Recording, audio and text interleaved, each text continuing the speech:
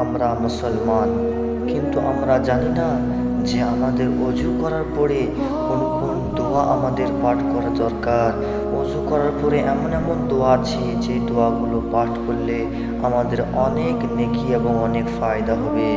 রাসূল আরবি সাল্লাল্লাহু তাআলা আলাইহি ওয়াসাল্লাম ইরশাদ করেছেন, যে ব্যক্তি অজু করার পর তার শাহাদাত আঙুলটিকে আসমানের দিকে তাকিয়ে একবার পাঠ করবে, আশহাদু আল্লা ইলাহা ইল্লাল্লাহ ওয়া আশহাদু আন্না মুহাম্মাদান আবদুহু ওয়া রাসূলুহু, তাহলে আল্লাহ তাবারক ওয়া তাআলা ৮টি জান্নাতের মধ্যে যে কোনো জান্নাতে প্রবেশ করার ইজাজত দেবে। সুবহানাল্লাহ, সুবহানাল্লাহ। আবার হাদিসে রিওয়ায়াতের মধ্যে এসেছে, যদি কোনো ব্যক্তি উযু করার পরে সূরা কদর ইন্না আনজালনাহু ফি লাইলাতিল কদর এই সূরাটিকে একবার পাঠ করে, তাহলে আল্লাহ তাআলা তাকে সিদ্দিকিনদের মর্তবা দেয়।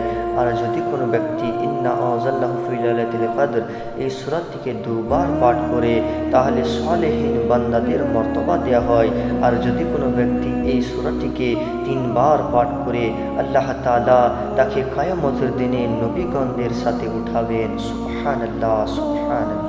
রিওয়ায়াতের মধ্যে এসেছে, যদি কোনো ব্যক্তি এই দোয়াটিকে পাঠ করে, আল্লাহুম্মা জাআলনি মিনাত তাওয়াবিনা ওয়াজআলনি মিনাল মুতাতাহিরিনা, এই দোয়াটিকে যদি কোনো ব্যক্তি পাঠ করে, তাহলে পরে যারা বেশি বেশি করে তওবা করে এবং যারা বেশি বেশি পবিত্র অর্জন করে তাদের সাথে শামিল করা হয়।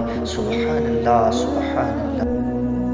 আবার রিওয়ায়াতের মধ্যে এসেছে, যদি কোনো ব্যক্তি এই কলেমাটি পাঠ করে বা এই দরুদটি পাঠ করে, সুবহানাকা আল্লাহুম্মা বিহামদিকা আশহাদু আল্লা ইলাহা ইল্লা আনতা আস্তাগফিরুকা ওয়া আতুবু ইলাইক, এই দোয়াটি যদি কোনো ব্যক্তি পাঠ করে, তাহলে আল্লাহ তাআলা এই দোয়াটিকে আরশে মুআল্লার মধ্যে লিখে নেওয়া হয় এবং কিয়ামতের দিনে এই দোয়াটিকে পাঠ করানো হয়। সুবহানাল্লাহ।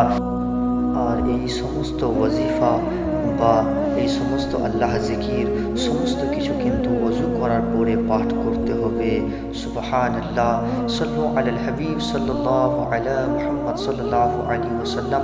আমাদের এই চ্যানেলটি ভালো লেগে থাকলে সাবস্ক্রাইব করবেন এবং লাইক এবং কমেন্ট করবেন। আসসালামু আলাইকুম রাহমাতুল্লাহি ওয়া বারাকাতুহু।